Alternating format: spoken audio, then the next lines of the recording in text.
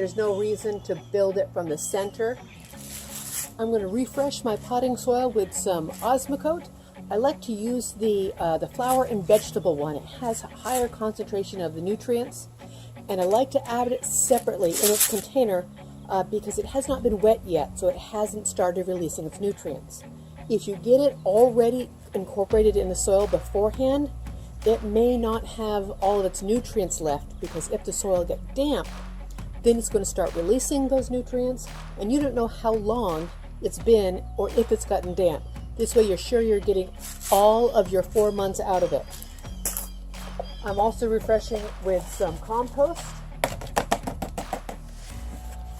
A pot full of that.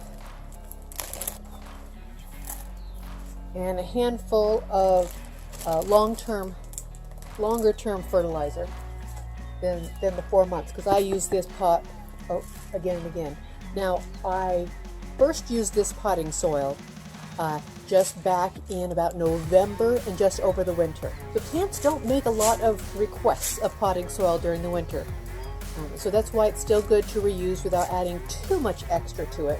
And there's only so long I would recommend reusing potting soil, because it gets too many roots in it. You'll start getting insects and different disease organisms built up in that soil. So you can reuse it once or twice. Then I would recommend putting that in your raised bed or in your compost pile and starting with some fresh potting soil.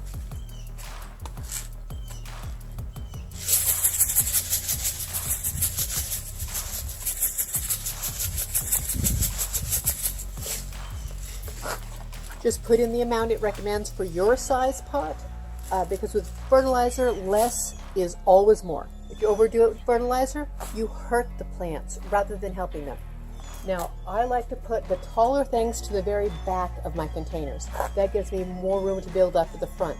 This container is going to be beside my front door, so it's going to be up against and viewed only from the front and a bit of the side, so I can put the tallest to the very back.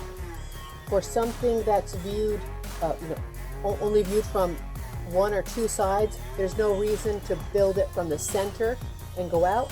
Plus, the things on the other side of the center usually end up not doing well because they're shaded from the sun and other things, and they don't get appreciated anyway. So go ahead and put your tallest focal point plant to the very back and build forward to the area that it's going to be viewed by. So my main focal point plant is going to be this variegated grass. And I'm leaving a good lip. This is a very large container, about 24 inches, so I'm leaving about that much. So when I fill it up with water, it can take a large quantity of water to soak down through. And so I'm leaving a good lip there. With a smaller size pot, you can leave less of a lip, but always be sure to leave some for the water to build up as you are watering, to soak down in, to get thorough watering. Now, this is a grass that's going to be probably the tallest of them all. It has a bit of a blue hint to it, more blue with more sun.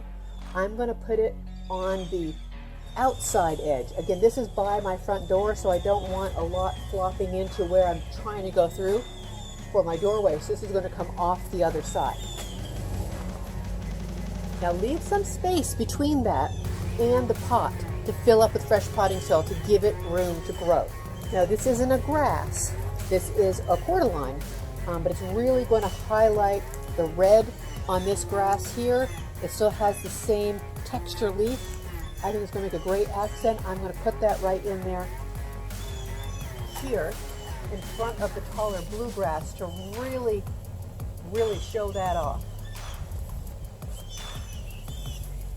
And I'm going to reuse my creeping fig to have some trailing interest in the front corner between where you see it and where you'll be walking by. Now, this is not a flowering container. This is just going to be grasses. I'm experimenting because grasses take lots and lots of sun, lots and lots of heat, and are much more drought tolerant. And I want to see how great I can make this container look without having to have anything that's flowering that takes so much more care. I want the red grass, the fireworks. since there's so much less of a root ball on this smaller transplant here. Okay. And this was the one that I took from when I sliced it, when I divided the grasses earlier. I'll link to that video. It has a little bit, as you can see, there's a little bit of roots on the base there, but my cut out didn't aim it quite right, so this may or may not take. So we'll see. I'll put it over here and see what I can get from that. Miscanthus, it's going to be a taller grass and it's very fine texture. So I'm putting it up against the broader texture of this other grass. I'm going to play a lot with the color of the grasses, and I'm going to play with the texture and the heights away from the entrance of the building so that it can get to its full height. And this one's called Little Kitten. I'm going to use it again closer to my door side, so it's going to show really nicely without getting tall and floppy and flop into where people are trying to walk. Now this grass here is from where I divided. It's about a medium sized grass, medium texture. It has a stripe down the middle of the leaf, which adds some interest, and it gets some great red color in the fall.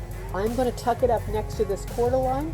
It's going to be a transition between the taller grasses and the dwarf grass in front here.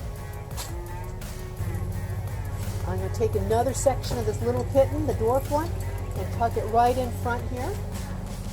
I'm going to fill up the crevices with some extra fresh potting soil, tap it down, water it down really, really well, and move it out to where it's going to go. Then water it down really, really well, and it will get a chance to get going. Oh, this is a tropical.